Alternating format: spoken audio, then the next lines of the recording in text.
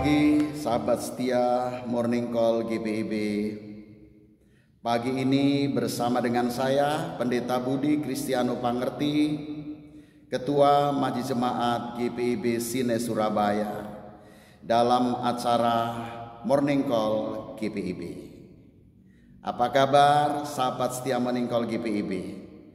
Doa dan harapan kita semua, kiranya pagi ini kita dalam keadaan sehat, penuh sukacita, damai sejahtera. Kita akan segera menjalani kehidupan kami sepanjang hari ini. Sebelum kita menjalani semua aktivitas kita, sahabat setia Morning Call GPIB, saya mengajak kita semua untuk mengawali dengan kebenaran firman Tuhan. Namun sebelumnya kita mohon pimpinan Tuhan dalam doa. Kita berdoa. Bapa di sorga, terima kasih Engkau boleh menyertai kehidupan kami. Di pagi yang indah ini, kami akan mendengarkan sabda firman-Mu. Terangi dengan kuasa Roh Kudus-Mu, agar kami dimampukan untuk memahami dan melakukan firman-Mu dengan penuh sukacita. Di dalam nama Tuhan Yesus, firman yang hidup, kami berdoa. Amin.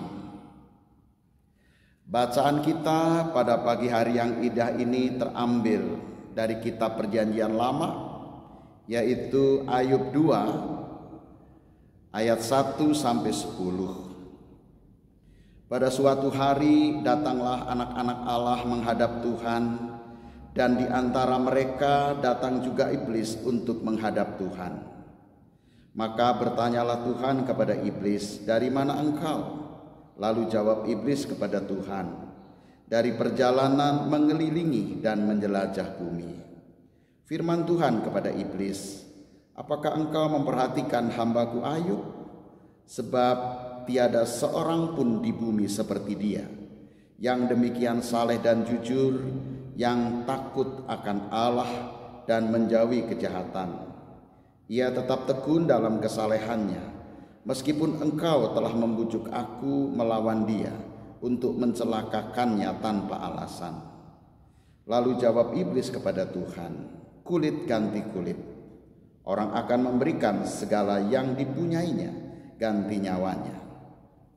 Tetapi ulurkanlah tanganmu dan jamahlah tulang dan dagingnya. Ia pasti mengutuki engkau di hadapanmu."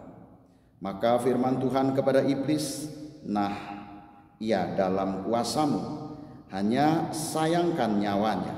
Kemudian iblis pergi dari hadapan Tuhan. Lalu ditimpanya Ayub dengan bara yang busuk dari telapak kakinya sampai ke batu kepalanya. Lalu Ayub mengambil sekeping beling untuk menggaruk-garuk badannya sambil duduk di tengah-tengah abu.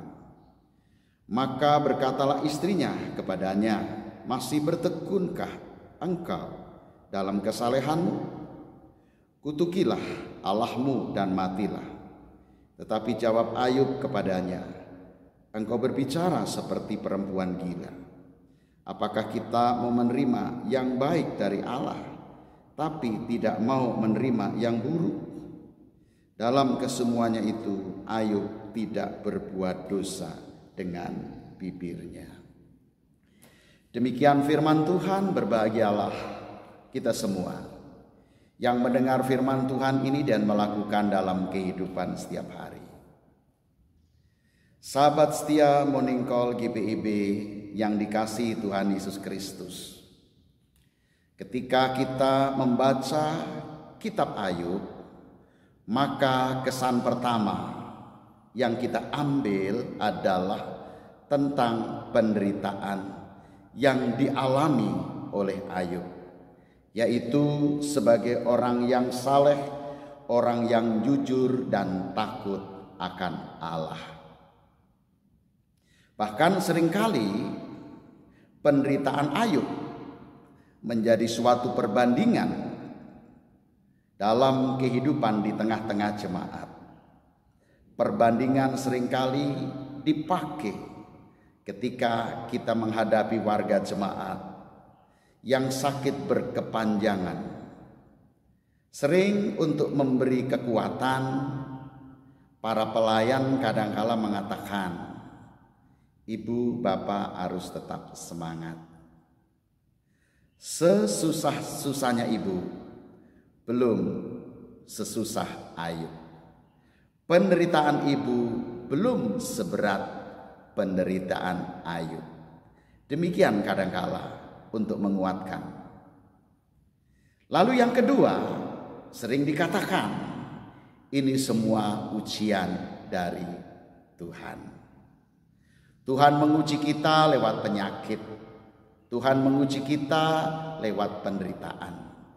Jadi semuanya ini merupakan bagian rencana Tuhan.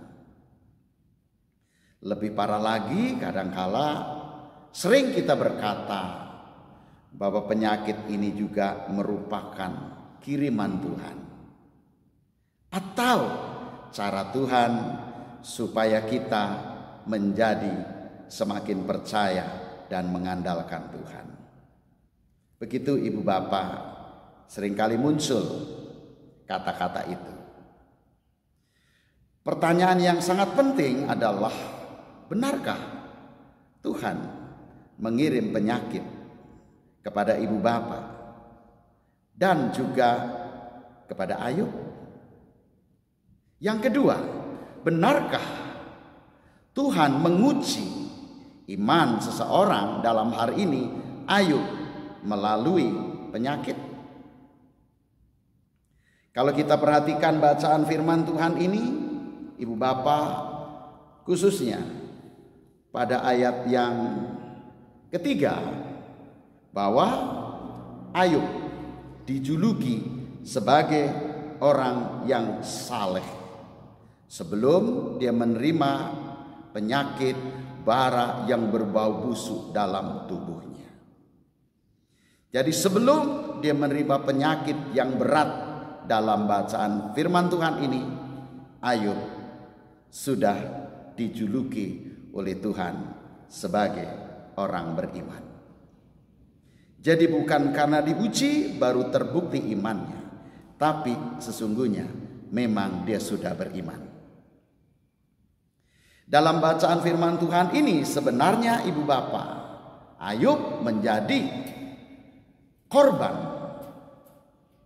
yang harus dipertaruhkan untuk menyatakan kebenaran firman Tuhan.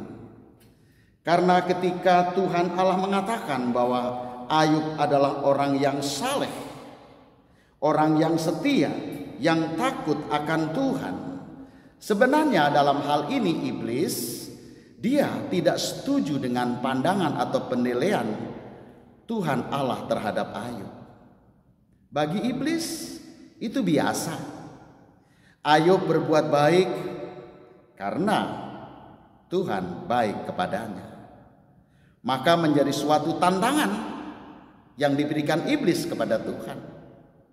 Coba engkau ulurkanlah tanganmu, jamahnya dia, daging dan tulangnya, pasti dia akan mengutuki engkau. Ibu bapak, saudara-saudara kasih Tuhan, maka kesetiaan Ayub harus dibuktikan. Dan dalam bacaan firman Tuhan ini pada ayat yang ke-6, Tuhan menyerahkan Ayub dalam kuasa iblis. Nah, sekarang ada dalam kuasamu. Ketika itulah iblis pergi, maka saat itulah juga Ayub ditimpa penyakit yang sangat memalukan, yang sangat menderita, bara dari ujung kaki sampai batok kepalanya yang berbau busuk. Ibu bapak, saudara-saudara kasih Tuhan, demikian maka cukup jelas bahwa penyakit yang dialami Ayub bukan kiriman Tuhan, bukan dari Tuhan. Tuhan tidak pernah merencanakan orang saleh untuk sakit, tidak. Tapi penyakit datang dari iblis. Penyakit datang dari dunia ini, bukan dari Tuhan. Dalam kitab Yeremia 29 ayat 11, Tuhan menegaskan, Sebab aku ini mengetahui rancangan-rancangan apa yang ada padaku mengenai kamu. Demikian firman Tuhan, yaitu rancangan damai sejahtera dan bukan rancangan kecelakaan, untuk memberikan kepadamu hari depan yang penuh harapan. Begitu indah hidup di dalam Tuhan. Jadi dalam bacaan firman Tuhan ini, mengapa Ayub harus menderita? Karena Ayub sebagai bukti kesetiaannya kepada Tuhan, kesalehannya kepada Tuhan. Dengan demikian maka Ayub walaupun ditimpa penyakit yang sangat menjijikkan, tapi Ayub tidak pernah undur kesalehannya kepada Tuhan. Sekalipun istrinya mengutukinya, saleh, tapi Ayub tidak pernah undur sedikit pun kesalehannya kepada Tuhan. Jadi sahabat Morning Call GPIB yang dikasihi Tuhan Yesus Kristus, melalui pembacaan firman Tuhan ini, bahwa rencana Tuhan begitu indah dalam kehidupan kita. Mari kita menjadi seperti Ayub. Hidup saleh, hidup takut akan Tuhan, hidup tetap beriman kepada Tuhan, walau kadangkala kenyataan dalam kehidupan ini tidak seperti yang kita harapkan. Mengapa kita harus tetap saleh? Kita harus tetap beriman kepada Tuhan, karena sekali lagi rancangan Tuhan itu indah. Rancangan Tuhan damai sejahtera. Ketika kita meninggalkan iman percaya kepada Tuhan Yesus Kristus yang menebus dosa kita, maka hidup kita menjadi rancangan iblis, rancangan dosa, hidup dalam penderitaan. Jadilah seperti Ayub, tetap setia dalam situasi apapun, baik maupun tidak baik. Sekalipun kenyataan hidup ini hari esok mungkin tidak seperti yang kita inginkan, tapi kita tetap setia, karena dengan setia kita hidup dalam rancangan Tuhan yang agung dan mulia itu. Tuhan telah menyelamatkan saudara, jadi kita hidup percaya kepadanya seperti Ayub, apapun yang kita alami. Selamat menjalani kegiatan sepanjang hari ini.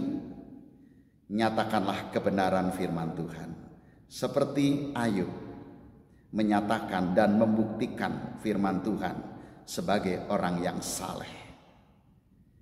Tuhan juga menjadikan kita sebagai orang beriman.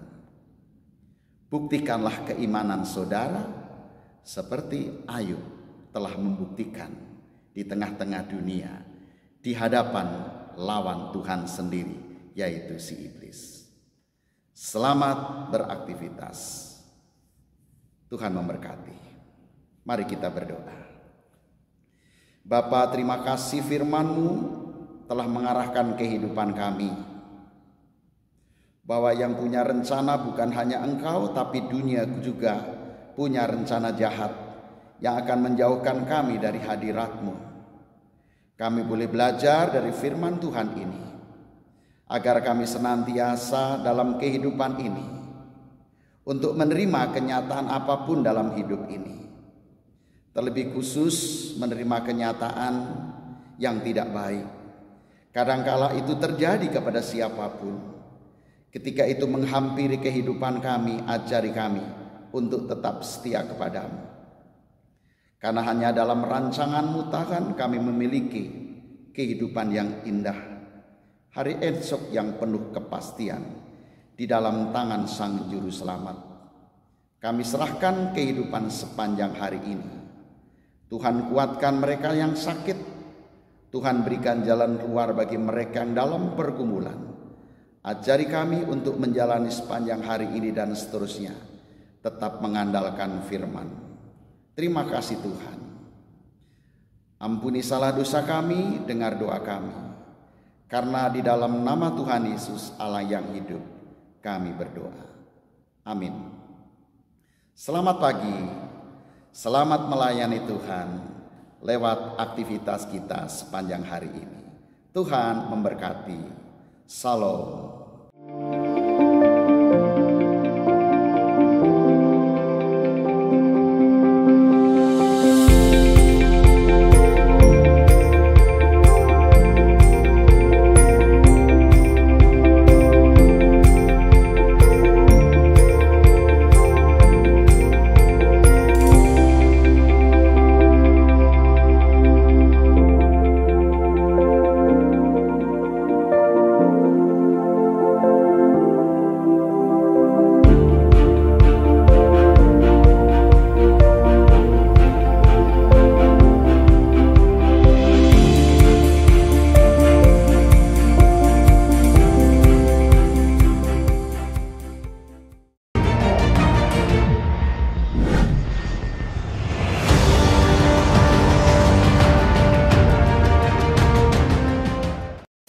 Sekolah Tinggi Ilmu Kesehatan Gria Husada Surabaya membuka penerimaan mahasiswa baru tahun ajaran 2023 sampai 2024. Sekolah Tinggi Ilmu Kesehatan Gria Husada terakreditasi BAN PTB dengan menawarkan 2 program studi yaitu: pertama, D3 Kebidanan, kedua, Administrasi Rumah Sakit. Ada juga fasilitas yang memadai seperti asrama putri, perpustakaan, gazebo dan hotspot area, dan masih banyak lagi. Pendaftaran gelombang pertama dibuka pada Desember 2022 sampai Februari 2023. Gelombang kedua dibuka pada Maret 2023 sampai Mei 2023. Gelombang ketiga dibuka pada Juni 2023 sampai September 2023. Untuk informasi lebih lanjut dapat menghubungi nomor di bawah ini.